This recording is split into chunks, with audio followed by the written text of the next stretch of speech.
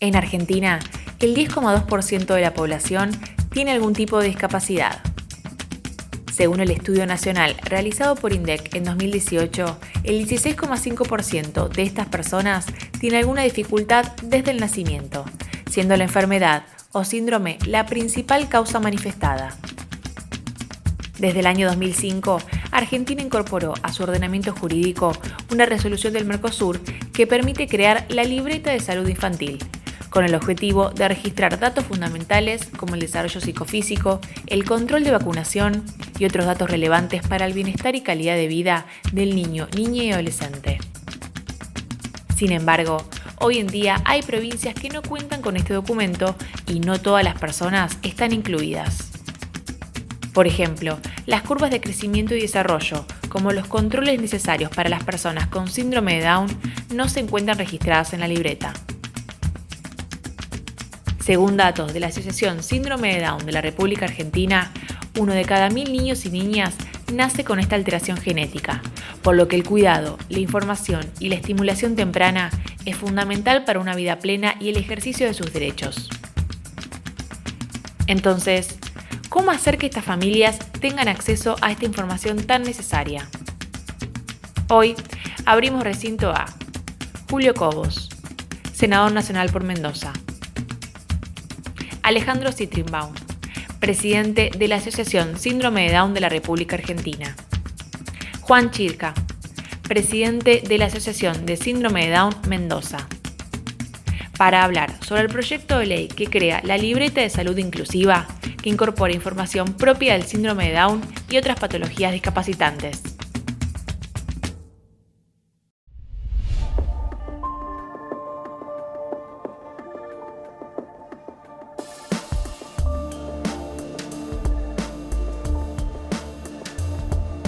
Bueno, ASDRA es la Asociación Síndrome de Down de la República Argentina. Surge en 1988 por la inquietud de, un montón de familias que buscaban información. En esa época no había nada, estamos hablando hace 33 años atrás. Se empiezan a juntar algunas familias a partir de una comunicación en un diario y empiezan a compartir información. Y de ahí en más surge ASDRA como una asociación. ASDRA es una asociación civil sin fines de lucro y de bien público, que le hacemos familias que contenemos y damos información a otras familias. Que no había nada de información en Argentina, había algo en España, algo en Estados Unidos, algunas familias fundadoras que tenían familiares en el extranjero traían esa información, la traducían y la compartían con el resto de las familias. Así es como surge ASDRA. Y desde que surge ASDRA empezamos a generar contenidos en la Argentina sobre síndrome de Down y sobre discapacidad, y empezamos a trabajar muy fuerte en lo que es incidir en políticas públicas, en la formación tanto de familias como también de médicos. Nosotros vamos a las clínicas, sanatorios, hospitales, maternidades, contando un poquito cómo vivimos las familias, el impacto de la noticia de tener un hijo con síndrome de Down. Entonces, a partir de esos 33 años empezó todo este trabajo que es mucho. Primero me gustaría comenzar preguntándote acerca de ADOM. ¿Qué es ADOM y hace cuánto existe? Bueno, ADOM nació como la inquietud de un grupo de padres que veíamos que solos luchando por los derechos y necesidades de nuestros hijos con síndrome de Down se hacía mucho más pesado, ¿no? Y al final, decidimos juntarnos y empezar a trabajar en grupo para principalmente ir con una personalidad jurídica a las diferentes instituciones a proponer ya con un poco más de entidad lo que necesitábamos, pero además nació como una posibilidad de consulta entre padres y entre pares, digamos, que necesitábamos o que conocíamos el desafío del síndrome de Down, y el papá que venía 2 años adelante o hasta 2 meses adelante podía darle alguna ayuda o refuerzo al padre que estaba recién empezando este camino, ¿no? Entonces Nosotros en 2012 más o menos empezamos a hacer las primeras reuniones. Yo tengo una hija de 10 años que nació en 2010 y Sara se llama. Y bueno, la realidad es que tuvimos mucha suerte de conocer una mamá que tenía una nena de 2 años y que nos dijo, mira, yo ya hice todo este camino y en vez de que vos lo tengas que hacer de cero, yo te voy a decir qué es lo que tenés que hacer para jugar en primera A. Nos dijo, mirá, qué lindo. Bueno, imagínate con los miedos que teníamos nosotros como padres primerizos, de que con la llegada de nuestra hija Sara no teníamos ningún conocimiento de síndrome de Down. Así que aprovechando de que esta mamá ya había hecho todos los recorridos en cuanto a los temas legales, temas de salud, atenciones tempranas, realmente fue mucho más liviano, más allá de que el dato y el nacimiento de Sara fue muy duro para nosotros, esto nos ayudó a hacerlo más llevadero. Y con ese espíritu un poco armamos a Dom, pues nosotros estábamos devastados con el nacimiento de Sara, no con Sara, sino con su condición. Nosotros no estábamos esperando el síndrome de Down y no sabíamos nada del tema. Entonces éramos puro miedo, éramos pura impotencia, éramos pura tristeza. Y lo primero que nos dijo, nos habilitó a que sea así, que pudiéramos sentirlo. Porque sentir tristeza por el nacimiento de tu hijo no nos entraba en la cabeza. Pero cuando ella nos dijo, tranquilos, esto está bien, este duelo que ustedes están haciendo por el hijo que esperaban y no nació, es parte de lo que va a pasar para que se empiecen a enamorar de su hija, Sara, que nació y que es esta nena. ¿Cuáles son, Alejandro, las inquietudes que presentan las familias que tienen un recién nacido, una recién nacida con síndrome de Down? Y la verdad que en general todos cuando nos dan la noticia que tenemos un hijo con síndrome de Down llegamos muy impactados, con muchos miedos, con mucho desconocimiento. Como hablábamos recién, Asdra tiene muy poquitos años, entonces yo siempre digo que si yo hubiese tenido un compañero con síndrome de Down en mi jardín de infantes, en mi escuela primaria, secundaria y después en el trabajo, no me hubiera asustado tener un hijo con síndrome de Down, no me hubiera deprimido, no hubiera sido una noticia tan impactante. Entonces, nosotros estamos luchando muy fuerte por lograr una sociedad inclusiva, que realmente en estos años se avanzó muchísimo, pero hay mucho por hacer. Hay mucho por hacer y en muchas cosas estamos muy preocupados porque sentimos que vamos para atrás, que tenemos un montón de problemas, ¿no? Nuestros hijos requieren algunos apoyos en lo que son temas curriculares en la escuela, no en los temas sociales. O sea, nuestros hijos sociabilizan, van a clubes, escuelas, tienen novia, tienen amigos como el resto de las personas. Solo necesitan apoyos en lo que tiene que ver con los contenidos, que esos contenidos sí requieren un apoyo y muchas veces una adaptación. Estamos trabajando muy fuerte para que nuestros hijos el día de mañana puedan tener una vida lo más independiente posible. Nuestros hijos pueden hacer todo, como hablábamos hace un rato, con los apoyos necesarios. Bueno, casi todo, ninguno de nosotros podemos hacer todo, ¿no? Y estamos trabajando muy fuerte en este programa que lo que hace es preparar a las personas con síndrome de Down para el día de mañana, que puedan estar solos, que puedan vivir en una vivienda solos, con amigos, asistidos, bueno, con los apoyos necesarios, pero que sean lo más independiente posible. Y eso se logra desde que son muy chiquititos, hay que trabajar mucho. Nosotros trabajamos mucho en las familias, en los grupos, desde que son bebés hacia más adelante. Las áreas en las que trabajamos son atenciones tempranas. Es muy importante, digamos, el chico recién llegado y trabajar con su familia y trabajar con sus primeras necesidades es muy importante. Luego, con los temas de salud, hay una cartilla muy, muy importante de chequeos que hay que hacerle a un chico recién nacido con síndrome de Down y todo lo que haga falta para que a nivel sensorial, en el sentido amplio, ¿no? Que tenga buena vista, que tenga buen oído, que tenga todas sus posibilidades y sus capacidades al máximo para que pueda recibir esas estimulaciones, ¿no? Luego los temas de educación, muy importante, estamos hoy con mucha energía puesta ahí porque creemos que la escuela común es el principal lugar donde debería estar el chico con síndrome de Down, porque, a ver, un chico por naturaleza no discrimina, ¿no?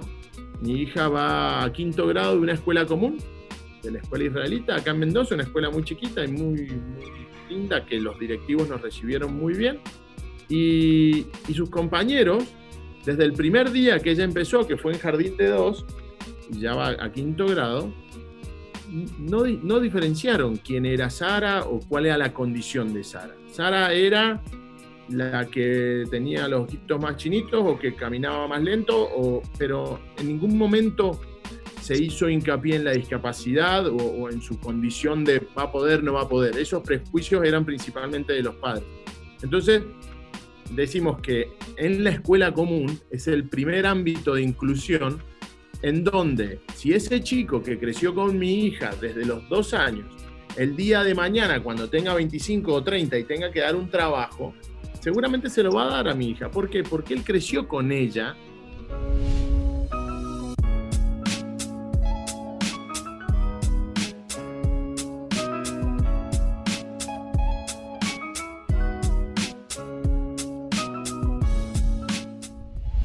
¿Qué errores solemos cometer cuando nos encontramos con personas con síndrome de Down? Leía también, estuve investigando ahí en la página, el manual, ¿no? Digamos, para comunicar también sobre este síndrome, súper importante a la hora de la inclusión.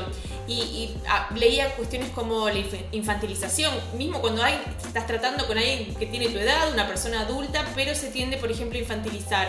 Cometemos, ¿verdad?, muchos errores. Sí, tal cual. Es muy común que cuando uno se refiere a una persona con síndrome de Down, diga a un chico con síndrome de Down, los chicos con síndrome de Down. Y la verdad es que hay jóvenes con síndrome de Down, adultos con síndrome de Down y gente mayor con síndrome de Down. Esto de la infantilización es muy común, hablar de que las personas con síndrome de Down son siempre personas muy buenas, que son angelitos, y eso es una discriminación positiva que encasilla a las personas y le quita un montón de derechos, porque cuando uno habla de seres que son angelitos, son seres asexuados, son seres que no tienen otro tipo de vínculos o necesidades. Muchas veces hay toda una falsa creencia que nuestros hijos son divinos y que están siempre de muy buen humor, y yo digo que lo vengan a ver al mío recién levantado, ¿no? La verdad es que no, son como cualquiera de nosotros, tienen buenos días, malos días, hay días que están de muy mal humor, hay días que están de buen humor. Entonces, bueno, desgraciadamente se tiende mucho a eso, por desconocimiento muchas veces se tiende a encasillar en que son como niños, ¿sí? Luego los temas legales, muy importante, tengo acá el machetito, los temas legales, ¿por qué? Porque bueno, todo esto se hace con muchísimo esfuerzo y esfuerzo de una estructura que está soportada por el Plan Médico Obligatorio, el PMO y el CUD, el Certificado Único de Discapacidad. Esas dos herramientas son las que de alguna manera nos dan cobertura para que nosotros podamos hacer las rehabilitaciones y las habilitaciones. Es muy importante el tema. La rehabilitación es algo que se le hacía cuando mi hija nació, que era kinesiología, pero las habilitaciones son lo que le permite a ella poder ir a una escuela, que es una maestra de apoyo o diferentes acompañamientos pedagógicos saliendo de la escuela. Entonces, en la medida en la que ese sistema funcione, Sara tiene muchas oportunidades, ¿no? Sara y los otros chicos también. Y finalmente, todo lo que es vida adulta y recreación. ¿Por qué? Porque no es solo el colegio o la escuela el ámbito de desarrollo. El verdadero ámbito de desarrollo es el social. ¿Por qué?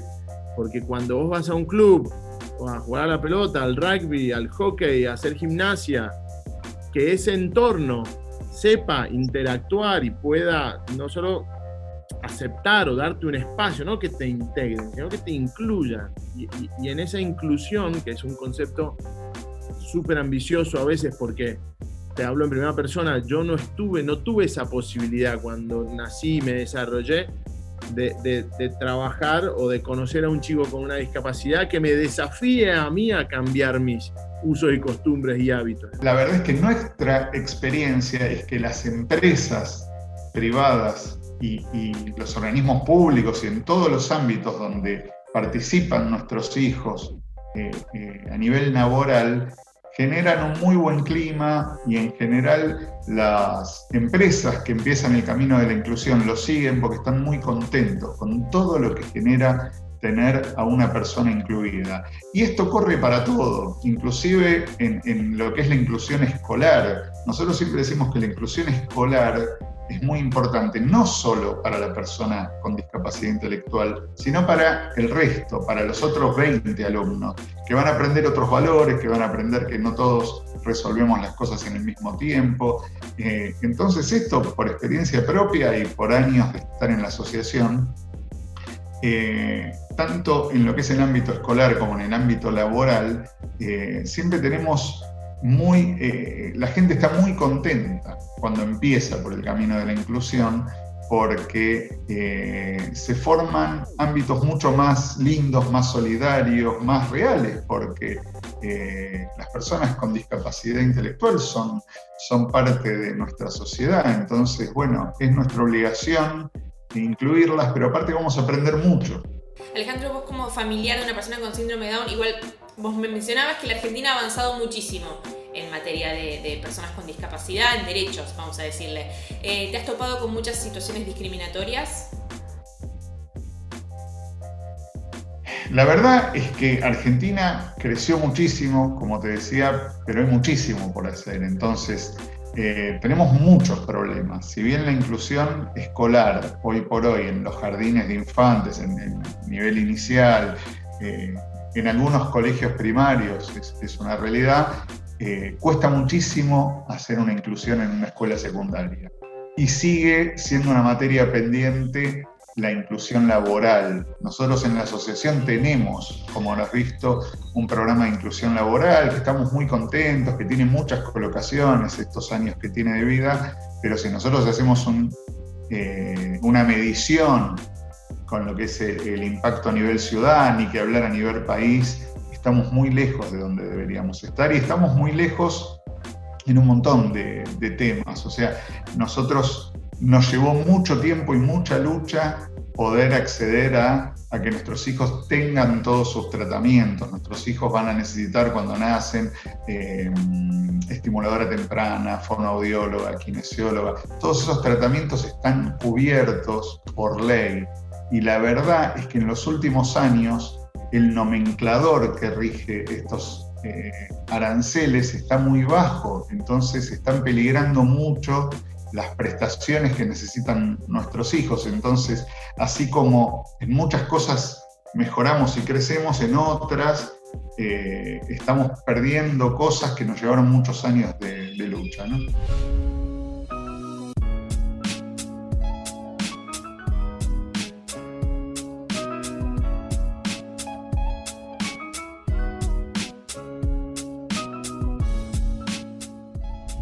Juan, ¿cómo ves a la sociedad argentina con respecto a la inclusión o también la mirada discriminatoria? ¿Cómo has vivido? Mira, hay de todo, pero muy en contra de lo que escucho muchas veces. Yo voy por la positiva y realmente hemos visto de que sí hay muchísima gente interesada, es menos que la no interesada, pero la interesada crece todos los días. Si yo te cuento las charlas que tengo con papás de chicos de 30 a 35 años, mi hija nació en el paraíso. Posiblemente las batallas, entre comillas, que peleemos hoy van a ser para los que vengan dentro de 10 años más. Pero hoy te digo que te encontrás con muchísima gente y con esa hay que trabajar mucho porque ellos son los que contagian. El día que una maestra o un director de escuela tenga una buena experiencia, solo le va a contar lo bien que le fue a la otra maestra, a la otra directora, y ella se va a animar a recibirlo. O cuando mi hija vaya al club a jugar a hockey y la pase bárbaro con sus compañeras, solo va a quedar que venga otro más para tratar de ella.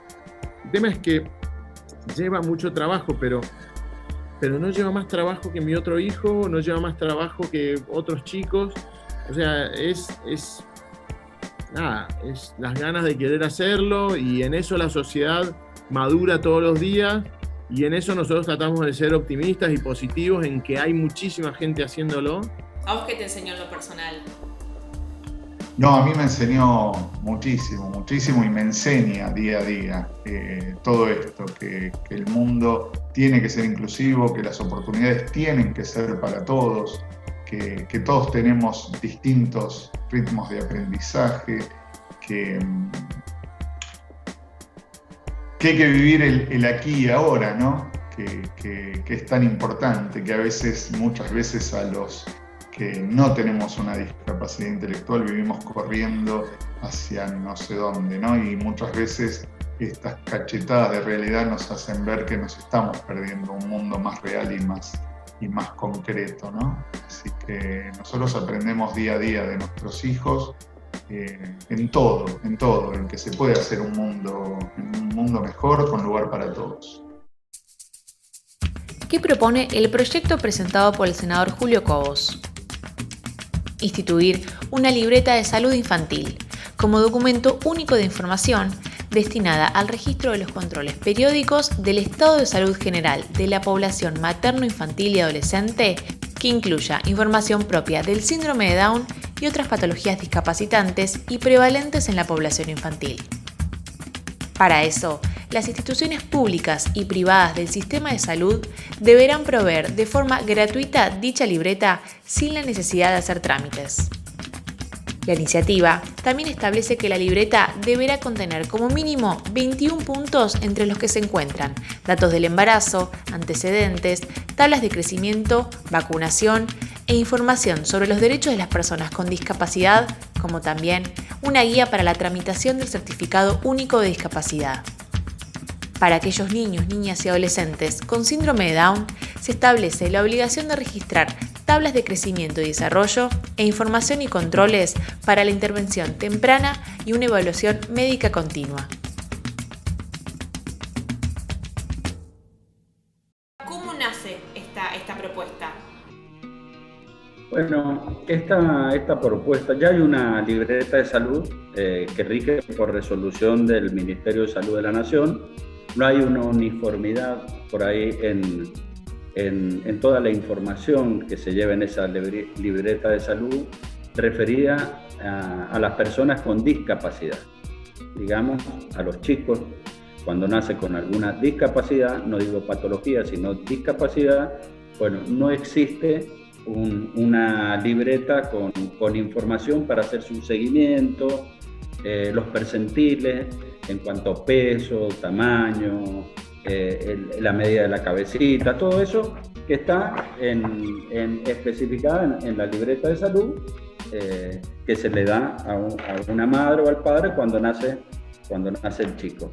Entonces, la Asociación ADOM de Síndrome de Down de Mendoza, también ellos fueron los que se acercaron y nos trasladaron esta iniciativa para ver si podía establecerse esa información en la libreta de salud para los chicos con síndrome de Down, y también ASDRA, que es la asociación a nivel nacional con la cual también tenemos un fluido contacto por este proyecto y por otro que venimos trabajando. Me parece que es algo muy bueno, es algo muy necesario, es algo que es un proyecto inclusivo, porque es una libreta que va a servir para todos los niños. O sea, lo que se propone es una libreta sanitaria para todos los niños que nacen, solo que tenga un apartado, en el caso de las personas que nazcan con síndrome de Down, con los percentiles, con los cuidados, con las recomendaciones que tiene que tener una familia cuando tiene una persona con síndrome de Down. Y aparte, el proyecto, tengo entendido que también le va a dar lugar a otras discapacidades, o sea que le va a servir tanto a los bebés que nazcan sin discapacidad, que va a tener información útil para todos los bebés, como para que los que nazcan con distintas discapacidades. Así que para nosotros es algo muy, muy bueno y es algo muy necesario, porque muchas familias a veces no acceden al internet o no pueden acceder a cierta información, y bueno, teniendo esa libreta con toda esa información, nos parece que llegaríamos así a todas las familias que lo necesitan, ¿no? Si vos ves una libreta de salud hoy, que contiene varios capítulos, desde inclusive el nacimiento, que aconsejan inscribir al chico en el registro civil, pero después las vacunas que son necesarias, el tamaño, a ver cómo va evolucionando el peso dentro. Siempre hay curvas que te muestran un rango y que por el medio pasa lo que se llama la normalidad y que llega hasta la adolescencia inclusive, ¿no? Entonces todas estas curvas que aparecen en la libreta, bueno, volcarlo también a las personas con síndrome de Down, que son otros parámetros de medidas, de pesos, pero que sirven de alguna manera de prevención. También hay datos necesarios en cuanto a la capacidad auditiva, visual y todas estas cosas que tienden a apuntar a una plena calidad de vida, ¿no? Ustedes también le acercan esta inquietud en este ida y vuelta con el despacho del senador Cobos. Contame acerca de esta libreta de salud inclusiva y cómo le mejoraría la vida, la calidad de vida a muchas personas. Mirá, acá en Mendoza nosotros tenemos de hace muchos años, de hecho a mi hija, Sara tiene 10 y Octavio tiene 5. Cuando nacieron nos dan su libretita de salud, en esa libretita de salud están las vacunas que se le han puesto, las curvas de crecimiento, qué recomendaciones, qué enfermedades pueden verse, cómo nació, qué medidas tuvo, cómo fue el Apgar, digamos, toda información que puede ser llevada a su médico pediatra para que le vaya haciendo un seguimiento y que no parta de cero. Y si vos cambiás de pediatra, te vas con tu libretita al próximo y ya sabés rápidamente quién es. Sería muy rico para ese padre que por primera vez recibe a su hijo, no tiene ni la más pálida idea de cuáles son los cuidados o cuáles son los puntos a tener en cuenta. Y muchas veces el pediatra tampoco. Entonces lo estaríamos ayudando a alargar ya desde otro escalón de conocimiento, que no tiene que ser una libreta para, nació con síndrome de Down, traigan la libreta de síndrome de Down. Eso es ultra discriminatorio. Entonces, que sea parte de la libreta general de salud que tenemos cualquier chico cuando nace, eso es inclusivo. Falta mucho en materia de inclusión laboral, falta en materia de inclusión en general. Yo creo que todavía la inclusión, si bien avanzamos años y avanzamos muchos kilómetros, todavía nuestros hijos no están incluidas en la sociedad en todos los ámbitos, Sigue habiendo muchas cosas que son solo para personas con síndrome de Down, cuando no debería ser así. Nuestros hijos deberían ir a bailar a cualquier boliche, no que Asdra tenga que hacer un baile, ¿no? Y desgraciadamente, ya hace años, hace bastantes años, sobre todo con esta inflación, que estamos con problemas que son urgentes, como ese que te contaba de las prestaciones que están en peligro porque, bueno, no nos cubren las prestaciones, no le aumentan a los profesionales, entonces no nos pueden dar esas prestaciones o nos piden la diferencia a la familia o ya no están en nuestras cartillas. También el certificado único de discapacidad, el CUD, cada vez es más difícil sacarlo, muchas veces es difícil renovarlo, no hay un criterio único. Entonces, bueno, nos vamos encontrando con muchas piedras en el camino de muchas cosas que ya estaban resueltas y que, vuelven a tener problemas, o sea que tenemos mucho por hacer. Porque vos sabés que siempre en materia de salud, la prevención y detectar los problemas dentro de la normalidad o dentro de la discapacidad, bueno, te ayuda a fortalecer. La salud comienza a partir de la prevención, ¿no? Y de la educación. Y eso lo obliga a los padres a que hagan este seguimiento en vacunas, en pesos, en todas estas cosas. Cuando Sara nació, yo me di cuenta de que muy pocas cosas de las que yo tenía me servían para ser papá de Sara. Y realmente tuve que cambiar yo como persona y como padre y como ser humano, porque lo que más quería en la vida era ser su papá, y la capacidad que tuvo ella de enseñarme y de motivarme a ser una mejor persona ha sido una de las cosas más increíbles que me ha pasado en la vida. Así que sin duda de que va a ser un desafío enorme que se junten con papás que ya hemos pasado por esto, que no están solos, de que realmente son chicos que son muy valiosos desde lo desde el punto de vista de las relaciones, que pueden y aprenden, que son súper caprichosos, que son divinos, que son todo lo que es un hijo, y que nada, que primero y principal son sus hijos y que los reciban con el amor que recibe un papá o un hijo.